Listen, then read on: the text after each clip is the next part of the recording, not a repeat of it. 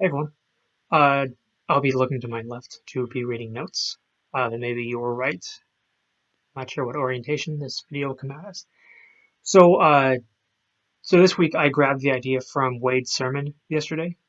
Uh, not the giving part, but kind of a small thing I picked up on that really kind of rung and kept with me.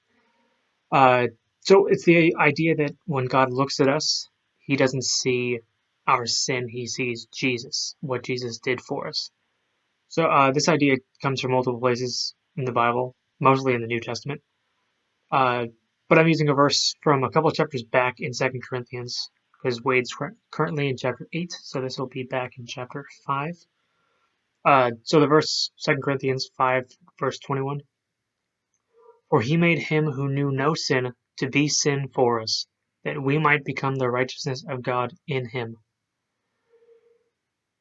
So there's a really good song. I actually thought of the song immediately when Wade talked about it yesterday.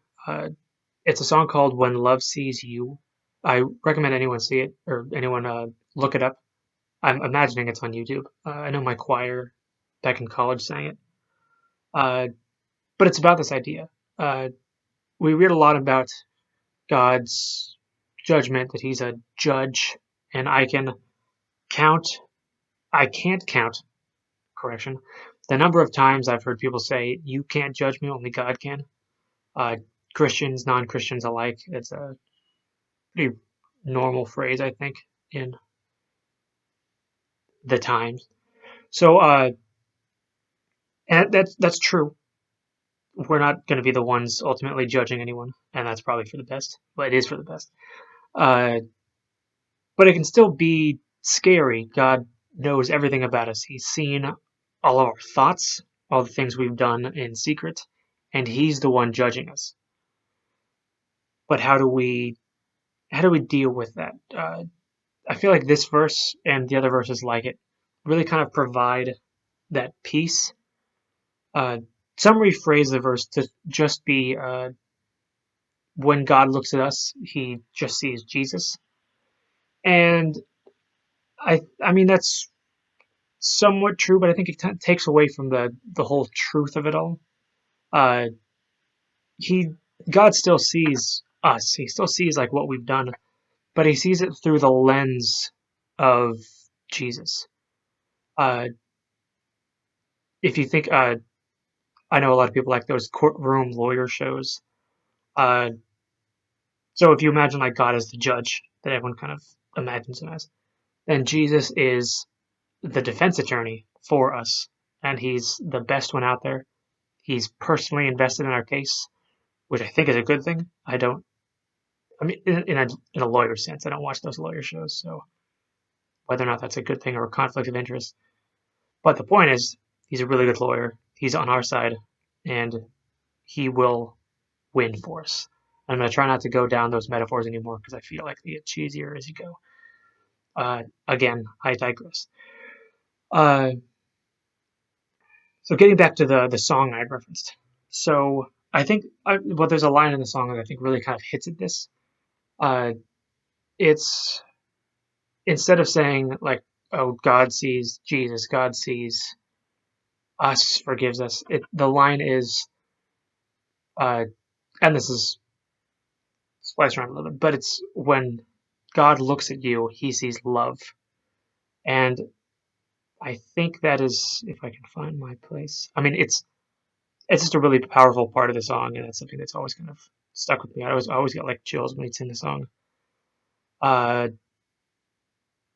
I can okay. So kind of a key point behind all that. When we accept Jesus, we can really experience all of that. We can experience the love of God. And as I was writing my notes, I almost started just line for line writing out notes of the hymn, "The Love of God." But keeping us to one song, one verse per video, we don't need to go over the top.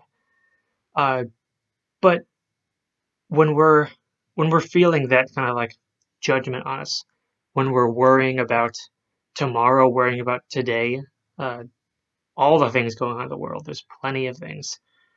We can take heart that that love, that God's love is just so encompassing that it overcomes all of those things.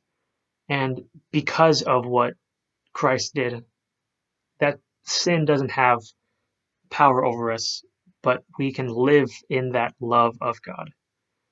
Uh, Going back to the first part, uh, which is what I was kind of referencing, Jesus removed the power of sin in our lives and replaced it with himself, with his love, and the righteousness that comes from that.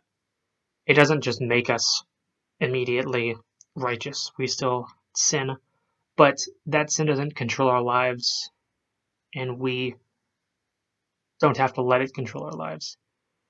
Uh, so, I mean, that's pretty much all the main points of it. But since I was referencing the whole accepting Jesus, I feel like it's probably uh, a good time to mention if anyone uh, listening or watching, I guess you can watch, of course you can watch this, uh, hasn't accepted Jesus in their hearts. One, the now is always a good time to do that. There's never a bad time to do that. Uh, if you're even if you've accepted Jesus, but you're still feeling overwhelmed by feelings of judgment, feelings of worry, feelings of trouble, feel free. And I'm speaking for everyone that makes these videos, so I'm assuming they agree with me.